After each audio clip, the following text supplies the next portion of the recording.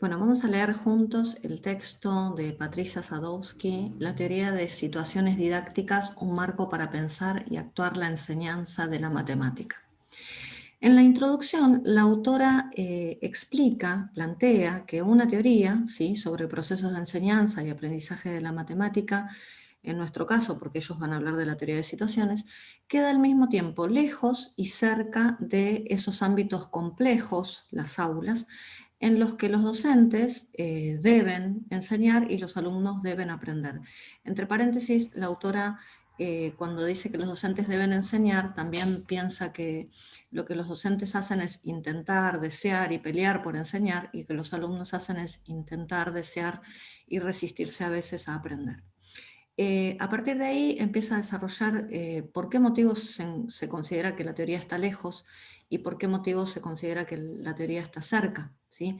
Lejos, por ejemplo, porque la teoría no es un espejo de la realidad; cerca, porque ofrece herramientas para pensar sobre la realidad; lejos, porque la teoría no provee ni reglas, ni normas, ni prescripciones para actuar; cerca porque profundiza nuestra comprensión sobre los hechos en las clases, al producir explicaciones que muestran una amplia zona de matices allí donde antes veíamos un solo color; lejos porque en el terreno en el que ocurre el encuentro entre alumnos y docentes acerca del saber matemático acontecen hechos que la teoría no contempla; y a su vez cerca porque la teoría nos deja ver cuestiones sobre la enseñanza que no nos resultan accesibles aún participando activamente en el día a día en las aulas. Lejos porque en el trabajo cotidiano irrumpen imprevistos que se escapan necesariamente a cualquier predicción teórica; y cerca porque la teoría nos permite advertir aquello que siempre estuvo ahí, que es así, es el resultado de decisiones de hombres y de la naturaleza. Bueno, la teoría sí o sí, estos son varios motivos, ¿no?, por los cuales se puede considerar que la teoría está cerca o lejos de las aulas, ¿no?, de los ámbitos complejos donde los profesores y los alumnos comparten ese espacio, enseñan y aprenden. La teoría es un recorte, un modelo que intencionalmente selecciona algunos de los aspectos del proceso que se quiere estudiar. Por eso carece de sentido atribuirle desajustes con respecto a la realidad. No se pretende atrapar todo, no se anuncia lo que va a ocurrir, no se garantiza que las cosas vayan a transitar de la mejor manera posible. Una teoría no es una cuestión de nombres, por otro lado, ¿sí? Los nombres, o en realidad los conceptos, se vuelven herramientas cuando permiten conocer nuevos asuntos que no están identificados fuera de la teoría. Es desde esta ubicación desde la cual la teoría está separada de la realidad y al mismo tiempo brinda elementos para intervenir sobre la realidad. Bueno, desde ese posicionamiento, dice Sadowski, nos disponemos a desarrollar nuestra interpretación sobre algunas ideas de la teoría de situaciones didácticas formulada inicialmente por Guy Brusseau. Bien, en el segundo título del texto, en el ítem 2, dice: la teoría de situaciones didácticas, un modelo de interacciones didácticas, primeros anticipos. En este apartado anuncia algunos conceptos que más adelante desarrolla, así que solamente los voy a presentar. Guy Brusseau propone un modelo desde el cual pensar la enseñanza como un proceso centrado en la producción de los conocimientos matemáticos en el ámbito escolar. Brusseau toma las hipótesis centrales de la epistemología genética de Piaget como marco para modelizar la producción de conocimientos. La concepción constructivista lleva a Brusseau a postular que el sujeto produce conocimiento como resultado de la adaptación a un medio resistente con el que interactúa. Textualmente, dice Brusseau: el alumno aprende adaptándose a un medio que es factor de contradicciones, dificultades, desequilibrios, un poco como lo ha hecho la sociedad humana. Este saber, fruto de la adaptación del alumno, se manifiesta por respuestas nuevas que son la prueba del aprendizaje. El modelo de Guy Brusseau, sí describe el proceso de producción de conocimientos matemáticos en una clase a partir de dos tipos de interacciones básicas, ¿sí? En este modelo que él describe. Por un lado tenemos la interacción del alumno con la problemática, que ofrece resistencias y retroacciones que operan sobre los conocimientos matemáticos puestos en juego, y por otro, la interacción del docente con el alumno a propósito de la interacción del alumno con la problemática matemática. Las interacciones entre el alumno y el medio se describen a partir de del concepto teórico de situación adidáctica que modeliza una actividad de producción de conocimiento por parte del alumno de manera independiente de la mediación del docente. Más adelante se desarrolla este concepto de situación adidáctica.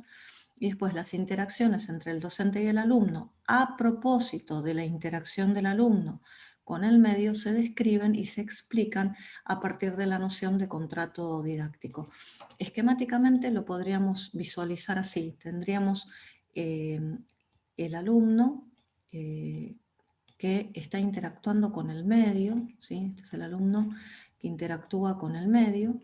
Esto es un subsistema, el alumno interactuando con el medio, y el profesor interactúa, ¿sí? Con el propósito de que ese alumno adquiera determinado conocimiento, construya conocimiento, un saber. El profesor interactúa con ese subsistema. A partir de, y acá tenemos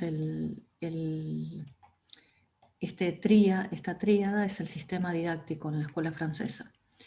El profesor, el saber y el alumno que está interactuando con el medio. Los conceptos que recién mencionamos son: de la interacción del profesor con el alumno que está interactuando con el medio surge el concepto de contrato didáctico, y de la interacción del alumno que está interactuando con el medio surge el concepto de situación adidáctica, o sea, a partir de la interacción del alumno con el medio, ¿sí? ¿Ven? Acá están las interacciones entre el alumno y el medio, ¿sí? Se describen a partir del concepto de situación adidáctica, y las interacciones entre el docente y el alumno se describen a través de la noción de contrato didáctico, ¿sí? Bien, voy a borrar el esquema para poder avanzar en el texto. Después tenemos los dos tipos estos de interacciones, estos dos tipos de interacciones básicos a los que se han referido, ¿no? Sujeto medio, que da lugar a situación didáctica, y docente, alumno, docente, que da lugar al concepto de contrato didáctico, conforman en la teoría de situaciones un sistema, es decir, que no pueden concebirse de manera independiente unas de otras, y este sistema es la situación didáctica, es decir, el conjunto completo de interacciones, ¿sí? Ahora borré el esquema, pero el que hice recién, ese conjunto completo de interacciones sería la situación didáctica. Bueno, avanzando en el ítem 3 habla de la situación adidáctica en específico. Recordemos que tiene que ver con la interacción del alumno con el medio. Brousseau explica que una situación adidáctica es una interacción entre un sujeto y un medio a propósito de un conocimiento. En realidad sería un conjunto de interacciones entre el sujeto y el medio a propósito de un conocimiento. O sea, sí o sí tenemos que pensar en el protagonismo del conocimiento matemático. Sadowski dice: nos interesa resaltar la idea de que la situación es una interacción. ¿Por qué? La palabra interacción da cuenta de un ida y vuelta entre el sujeto y el medio. Frente a un problema, el sujeto elige una alternativa matemática entre varias posibles, la pone en juego y tiene la posibilidad de analizar los resultados de sus acciones, reafirmando sus decisiones o rectificándolas. Al hacer este movimiento está produciendo conocimiento, ya sea que confirme que una cierta relación matemática se ajusta al problema que encara, ya sea que tome conciencia de que lo realizado no es pertinente. O sea, en cualquiera de las dos circunstancias está produciendo conocimiento, ¿sí? O sea, aunque se dé cuenta que lo que hace es correcto, es adecuado o no, siempre está produciendo conocimiento. Esta producción modifica el medio. Ya no solo están en él el problema y los conocimientos iniciales que fueron puestos en juego, sino también los nuevos que se produjeron en la interacción con el problema. O sea, todo este párrafo lo que nos está diciendo es que cuando el alumno interactúa con el medio se va modificando, porque el primer acercamiento del alumno con el medio, ante ese primer acercamiento de la interacción del alumno con el medio, el alumno lo ve al medio, lo interpreta de determinada forma, pero a medida que va interactuando con ese medio, el medio le da información, lo que se llama retroacción, y a partir de esa información que el medio, porque el medio reacciona en forma regular, el alumno ya tiene una mirada diferente sobre el medio.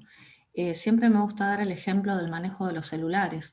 Cuando uno aprende a usarlos en forma autónoma, sin que nadie nos enseñe, nosotros ya sabemos que tocando determinada tecla o parte de la pantalla, el celular reacciona de manera regular, ¿no? Nos da determinada información. Entonces, la primera interacción que tenemos con el aparato no es lo mismo que la segunda, la tercera o la cuarta. O sea, cada vez que vamos aprendiendo a usarlo de manera autónoma y reacciona siempre de forma regular, cada vez tenemos una información distinta respecto de ese medio. El medio no tiene cualidades humanas, ¿sí?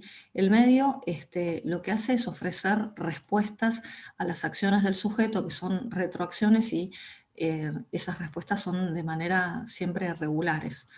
Hay dos condiciones indispensables que tienen que darse en esta cuestión de la situación didáctica.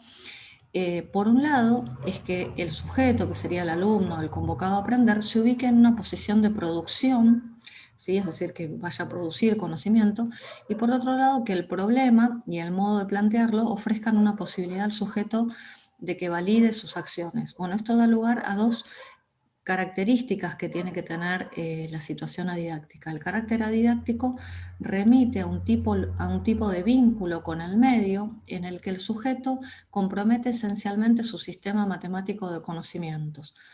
Y acá aparece una de las definiciones, ¿no? que ponen más en claro qué es la situación didáctica. Entre el momento en que el alumno acepta el problema como suyo y aquel en el que produce su respuesta, el maestro rehúsa intervenir proponiendo los conocimientos que quiere ver aparecer. El alumno sabe bien que el problema ha sido elegido para hacerle adquirir un conocimiento nuevo, pero debe saber también que este conocimiento está enteramente justificado por la lógica interna de la situación y que puede construirlo sin atender a razones didácticas. Bueno, la noción de lo adidáctico no alude al silencio del maestro, sino al hecho de que para dar lugar a la producción de conocimientos, el docente no explicita cuáles son los conocimientos que el alumno debe movilizar, ¿sí? Esto como para aclarar lo de la situación didáctica. Y respecto a lo que habíamos dicho recién, surgen dos condiciones inherentes a la noción de situación didáctica. Por un lado, el sujeto debe poder elegir entre varias estrategias, entendiendo que cuando se hace una opción rechaza en simultáneo otras alternativas.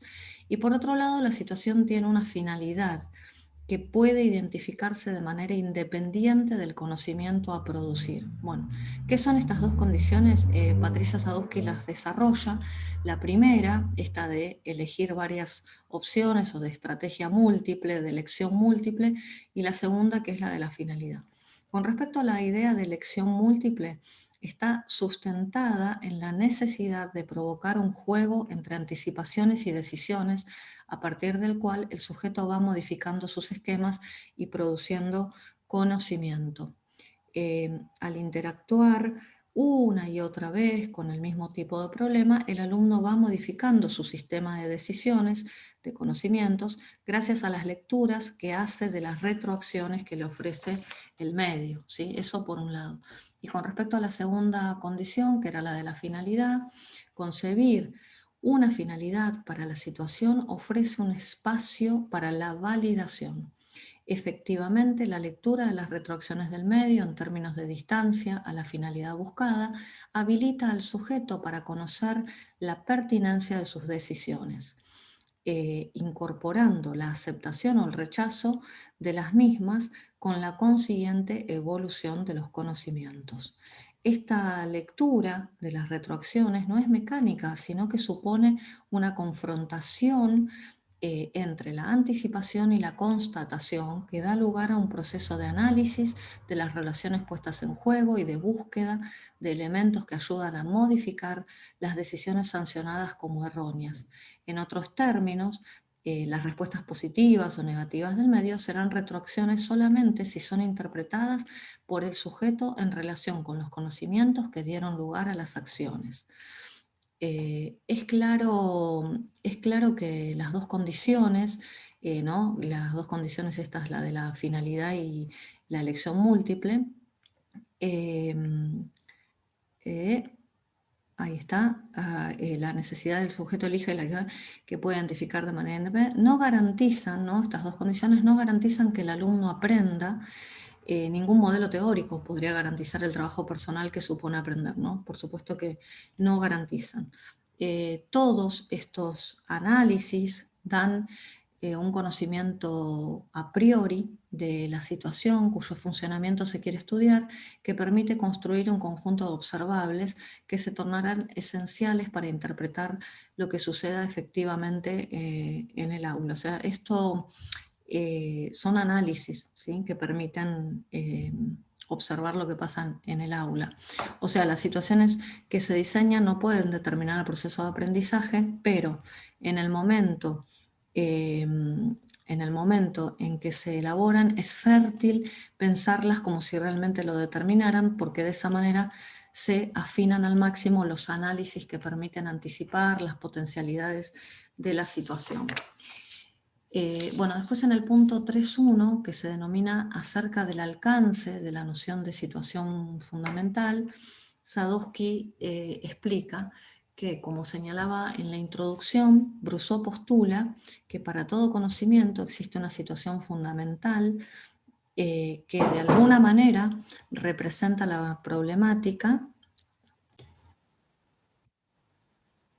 Bueno, reanudo la grabación, decía, Brousseau postula que para todo conocimiento existe una situación fundamental que de alguna manera representa la problemática que permite la emergencia de dicho conocimiento. Esto significa que el conocimiento en cuestión aparece como la estrategia óptima para resolver el problema involucrado. Cada conocimiento puede caracterizarse por una o más situaciones adidácticas que preservan su sentido y que llamaremos situaciones fundamentales.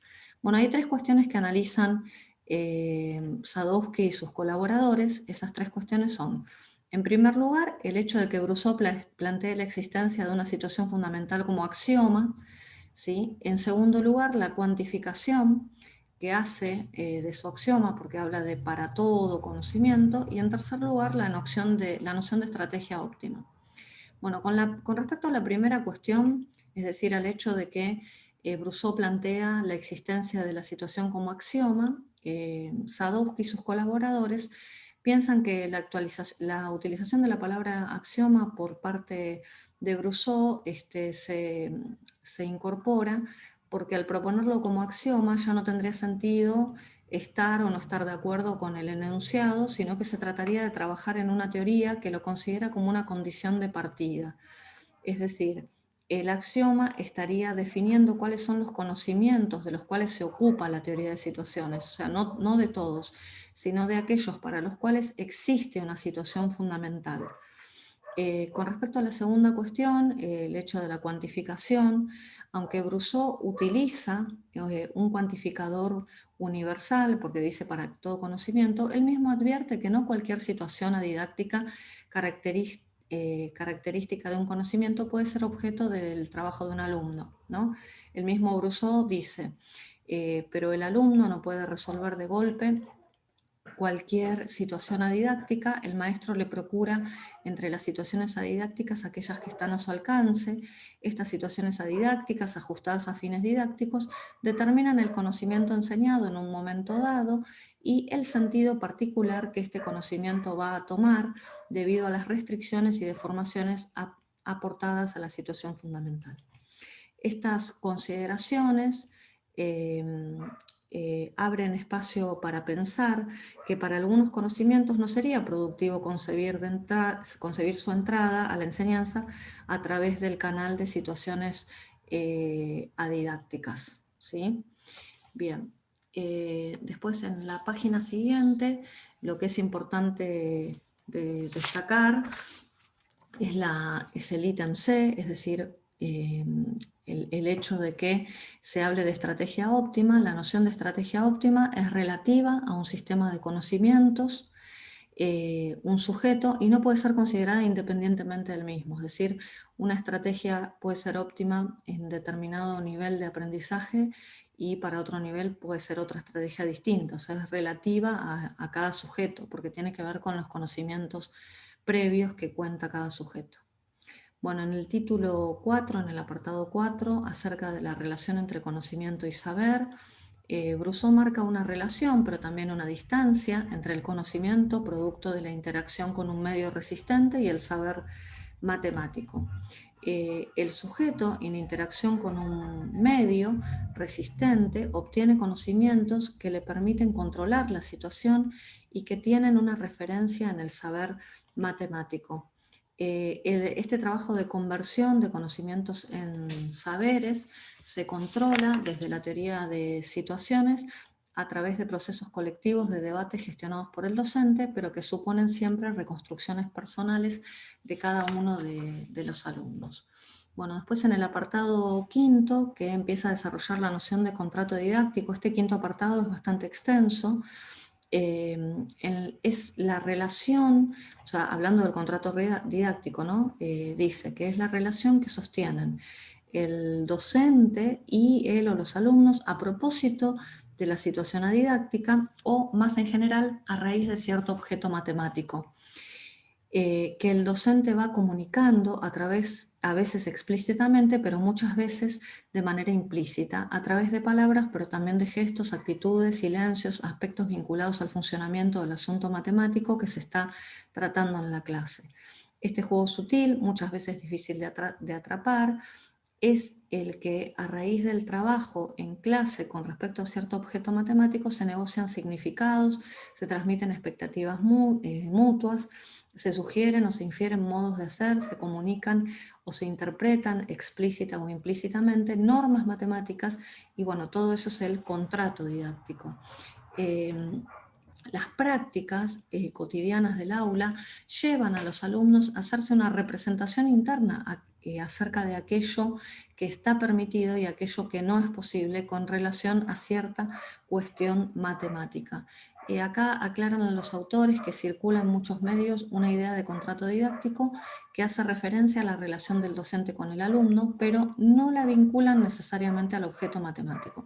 En la teoría de situaciones didácticas, la noción refiere siempre a un conocimiento matemático, ¿sí? Y bueno, según Sadowski, ahí es donde radica la riqueza del concepto, porque da cuenta de un aspecto que interviene en la elaboración de conocimientos matemáticos.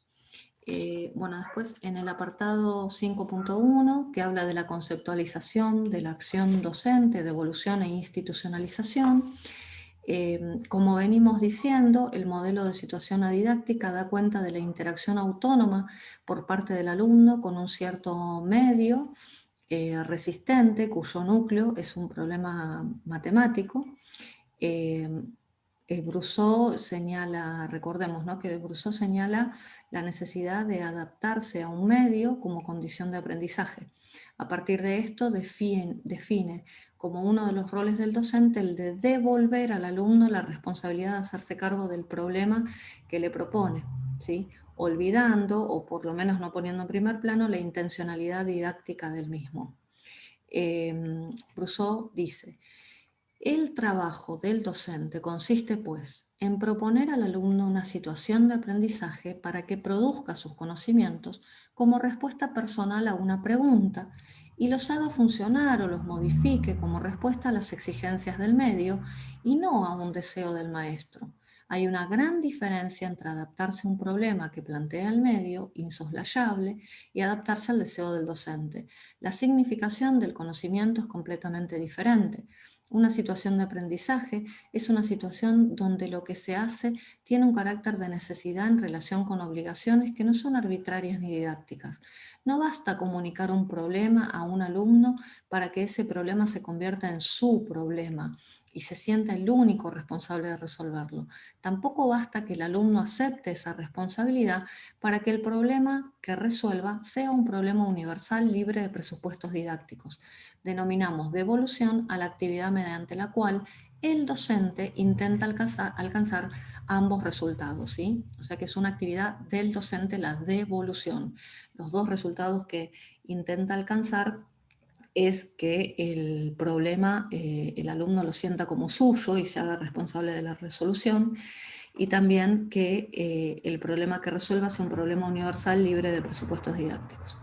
Bueno, la consideración oficial, por otro lado, ¿no?, del objeto de enseñanza por parte del alumno y del aprendizaje del alumno por parte del maestro es un fenómeno social muy importante y una fase esencial del proceso didáctico llamado institucionalización, que este es otro de los roles del profesor o del maestro, la devolución por un lado y la institucionalización por el otro.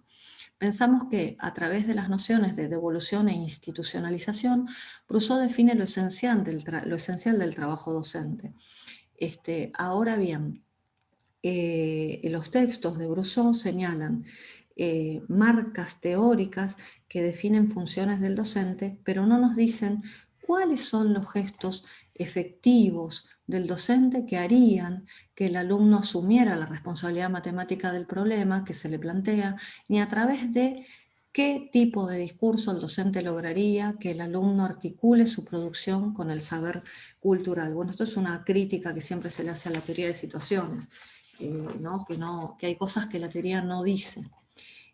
Bueno, en el ítem 5.1, de evolución e institucionalización concebidos como proceso, se avanza sobre estos dos conceptos y se citan a otros autores como Perrin y Margolinas, que conciben a la devolución como un proceso de negociación con el alumno que se sostiene durante todo el transcurso de la situación adidáctica, ¿sí? O sea, la devolución se sostiene durante toda la situación adidáctica, pero a su vez estos autores hablan de la posibilidad de pensar que la devolución y la institucionalización pueden ser contemporáneas, ¿no? Serían contemporáneas.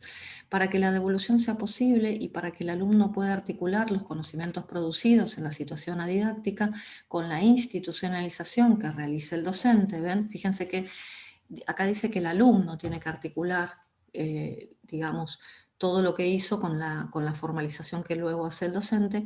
Es necesario que el alumno tenga un proyecto de aprendizaje que le permite iniciar desde el vamos un proceso de descontextualización de los conocimientos que va a producir. La elaboración de este proyecto es una construcción del alumno con la que el docente colabora, lo cual lleva a pensar en la institucionalización y en la devolución como procesos imbrincados e incluso contemporáneos, ¿no? Lo que decíamos recién. Acá hay una cita de estos autores que dice: la institucionalización de los conocimientos comienza para nosotros desde el momento mismo de la devolución, porque ya ahí es necesario que el maestro dé al alumno, si no lo tiene, el proyecto de adquirir esos conocimientos. En ese sentido, los procesos de devolución e institucionalización se imbrincan y son, en cierta medida, contemporáneos. Bueno, Sadowski vuelve sobre la idea de qué es esto del proyecto del alumno. Y bueno, un proyecto de aprendizaje supone un futuro que se inscribe en el pasado y en el presente. El proyecto del alumno de aprender, al interactuar con una situación particular, toma necesariamente en cuenta la representación que él tiene hasta el momento del saber cultural que estructura los objetos matemáticos con los que está tratando. Esa representación a su vez se nutre de aquello que el alumno ha ido organizando y estructurando como producto de su práctica escolar. Esa imagen cultural que el alumno elaboró, que incluye las expectativas que el sujeto piensa que se tienen sobre él respecto del conocimiento en cuestión, interviene y condiciona su producción, ¿sí? Esa idea es muy interesante. Bueno, después en el apartado 5.1.2, la comunicación de normas de trabajo matemático como parte de la devolución, Sadowski explica que lograr que los alumnos asuman la responsabilidad matemática de los problemas o sea, la devolución, es también lograr que acepten una serie de normas matemáticas de trabajo que los alumnos van aprendiendo en un periodo largo que excede en mucho el tiempo con el que trabajan sobre un concepto específico y que el docente debe actualizar a raíz de una tarea particular, ¿no? Esto respecto de las normas de trabajo matemático. Bueno, después hay otro ítem que es las elaboraciones del alumno entre las resistencias del medio y el deseo del docente, en el cual Sadowski y sus colaboradores lo que hacen es una observación respecto a si es verdad que lo que el alumno construye, eh, digamos, sin atender al deseo del docente, tiene o no una categoría superior o inferior comparado con lo que construye genuinamente, es decir, lo que construye independientemente del deseo del docente. Pero es una observación nada más. Después en el ítem 5.22 habla de las retroacciones de los pares y la producción del conocimiento. Esto es muy importante porque en toda la teoría se habla de un proceso de producción en la clase en términos de interacciones del alumno con el medio y con el docente. Aunque las interacciones entre los pares están presentes en casi todos los análisis de los trabajos experimentales realizados en el marco de la teoría, no están, desde nuestro punto de vista, dice Sadowski, suficientemente conceptualizados. Por eso ellos Sadowski se detiene sobre el análisis de el valor de las interacciones entre pares, ¿no? Las interacciones entre los chicos, el trabajo grupal. Tanto cuando los alumnos colaboran entre sí para resolver un problema, como cuando comparten estrategias de los problemas ya resueltos, los modos de abordar de unos pueden modificar el sistema de decisiones de otros. O sea, eso es fundamental. Cuando los chicos interactúan, la manera en la cual uno resuelve puede afectar la forma, modificar el sistema de decisiones de otro compañero. ¿Cómo se consideran las intervenciones de un alumno que cuestiona o contradice la producción de un compañero que participa junto con él en la obtención de la misma finalidad? Bueno, una de las cuestiones a tener en cuenta es que puede pasar que el planteo de un alumno hacia la producción de otro no tenga en principio la atribución de autoridad que tiene el docente, ni tampoco la certeza de una respuesta matemática, ¿no? O sea, no es lo mismo que el alumno interactúe con el profesor, que ya tiene una atribución de autoridad, que interactúe con un compañero. Por ese motivo, quien debe interpretar o considerar los planteos de los pares lo hace con un nivel de incertidumbre tal que pueda requerir la movilización de relaciones nuevas, ya sea para modificar las decisiones tomadas previamente, ya sea para producir argumentos que refuten la objeción. Después, otra cuestión a analizar es que en general las interacciones entre pares tienden a la colaboración mutua, pero con estrategias muy diversas. O sea, en algunos casos, frente al bloqueo de un compañero, otro le dice directamente qué es lo que tiene que hacer, sin explicar las razones. Otro puede tratar de que comprenda de manera profunda. Otro le puede ayudar a que comprenda cuál es la tarea que tiene que hacer. Y cuando no hay bloqueo, también puede ocurrir que existan estrategias diferentes eh, y que, digamos, resuelvan de distintas maneras, ¿sí? Que haya abordajes equivalentes, construcción cooperativa. También puede ocurrir que un alumno responda a un criterio de autoridad de un compañero o que desestime su contribución por la posición social que éste tiene en la clase, ¿sí? O sea, se pueden dar muchas situaciones. En algunos casos, la naturaleza del problema que se resuelve hace necesaria la interacción con otros también. O sea, todos estos son ideas analizadas por Sadowski y sus colaboradores sobre la importancia de la interacción entre los pares. Algo importante también lo dice acá cuando dice: notemos que nos estamos refiriendo a las interacciones entre pares posterior a una primera interacción de cada alumno con el problema. O sea, primero el alumno interactúa con el problema solo, en forma individual, y después con sus compañeros. Es decir, se trata de la interacción con las relaciones ya establecidas por otro a raíz del problema que ha resuelto. O sea, cada alumno interactúa con el medio. Y después, cuando los alumnos interactúan entre ellos, no es que están interactuando con otro alumno. O sea, sería esquemáticamente algo así.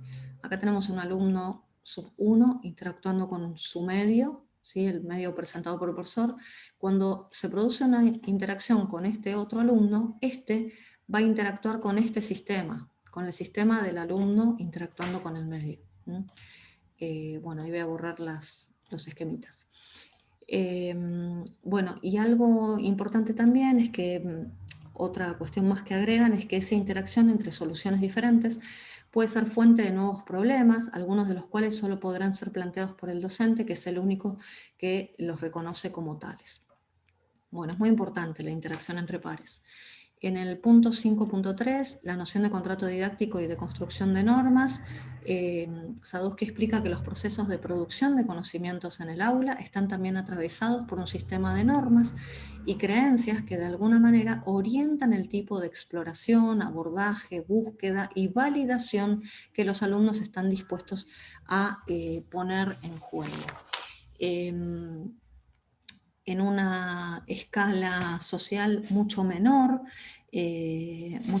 comparada con la parte científica, como la que constituye el caso de una clase, o sea, en una escala en la clase, digamos, las elaboraciones, podremos decir directamente en la clase, las elaboraciones que hacen los alumnos como producto de sus prácticas respecto del modo de abordar cuestiones matemáticas van constituyendo un modo natural de trabajo compartido por un lado y generalmente implícito por otro, que condicionan sus producciones aunque no llegue a determinar el contenido de las mismas. En este sentido, pensamos que algunas de esas elaboraciones podrían considerarse formando parte del marco epistémico del alumno. Hay en este punto un parentesco con la noción de contrato didáctico, aunque este último abarca cuestiones que no son solamente de orden normativo o de lo ideológico. El contrato didáctico interviene como elemento constitutivo del pensamiento de los individuos que interpretan sus leyes y que transportan con ellos en otras circunstancias las construcciones operadas en su seno, los dispositivos estructurales que el contrato comporta. Bien, y después en el subtítulo 6, el que habla de la memoria didáctica, la relación viejo-nuevo en la teoría de situaciones, Brousseau y Centeno introducen el concepto de memoria didáctica al preguntarse sobre la influencia en el aprendizaje de las referencias en un momento dado al pasado matemático de los alumnos. Ellos trabajan bajo la hipótesis de que la experiencia matemática de los alumnos con relación a conceptos cercanos a los que se tratan en un cierto momento y también la evocación de dicha experiencia interviene de manera decisiva en el aprendizaje. Bueno, existe la necesidad de tener en cuenta desde la enseñanza no solamente los temas vinculados con un cierto concepto a enseñar que los alumnos hayan podido estudiar anteriormente, sino también lo que concretamente hayan hecho al respecto, ¿sí? Por otro lado, Brousseau señala que el sistema de enseñanza funciona de alguna manera sin memoria, ignorando su consideración. Bueno, cuando las cuestiones, acá, que se trabajan en un cierto momento requieren de conocimientos que se han elaborado tiempo atrás, el docente no tiene posibilidades para activar dichos conocimientos de apelar a las situaciones de aprendizaje efectivamente vividas por los alumnos, dado que él no ha sido testigo de su elaboración, o por lo menos no siempre. Si uno tiene un curso que lo tuvo el año anterior, sí, pero si no, no. Esto, de alguna manera, lo obliga a referirse a lo que se ha visto, o bien apelando a modos descontextualizados culturalmente establecidos que se usan para expresar el saber en cuestión, o bien aludiendo a contextos normalizados que no necesariamente consideran la historia particular de los alumnos. O sea, si el alumno construyó el concepto, por ejemplo, de función lineal, a partir de problemas de alfajores y cajas, o alfajores y los precios, por decir algo, cuando el profesor quiera hablar de la función lineal, quizás no sabe en qué contexto construyó ese concepto, ese conocimiento, entonces el profesor no va a hablar del problema de los alfajores y los precios, o los alfajores y las cajas. El profesor va a hablar de la función lineal, que es el conocimiento descontextualizado culturalmente establecido, ¿sí? De eso está hablando. Las referencias que el docente puede hacer al pasado de los alumnos se basa mucho más en los usos culturales que en las condiciones en las que los estudiantes aprendieron. O sea, no siempre el profesor puede hablar exactamente de cómo lo aprendió el alumno, en qué contexto, de retomar la situación problemática.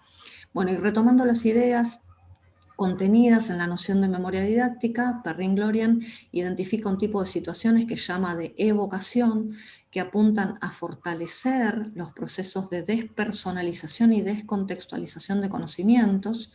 Se trata de evocar una o varias situaciones ya tratadas sobre un tema y de reflexionar sobre ellas sin realizarlas nuevamente. Bueno, y por último, en el subtítulo, una nueva mirada a la relación entre lo didáctico y lo adidáctico. eh, los autores retoman otra vez esta cuestión de la situación, qué es lo que supone la situación adidáctica, y hablan también de la adidacticidad y de lo didáctico, y en las reflexiones finales explican que abrieron el artículo hablando de la distancia entre la teoría y la práctica y que lo quieren cerrar resaltando el papel productivo para nosotros, para los profesores, que tiene la teoría, ¿no? Un profesor es también un intelectual, necesita reflexionar sobre su práctica, encontrar explicaciones a los hechos más allá de sus sensaciones, fundamentar sus decisiones, desnaturalizar los órdenes preestablecidos. La teoría de situaciones coloca marcas que nutren esa necesaria reflexión.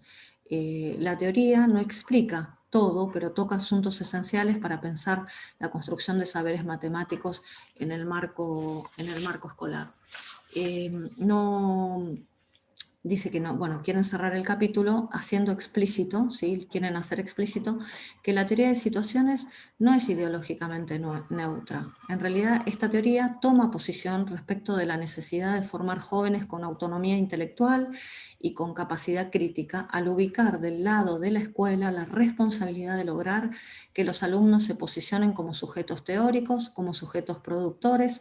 Deja sentado que todos los alumnos tienen derecho a construir y ejercer el poder que otorga el conocimiento. Puede que esta posición no sea compartida por todos, pero su existencia en el horizonte de quienes trabajamos de enseñar no puede ser ignorada.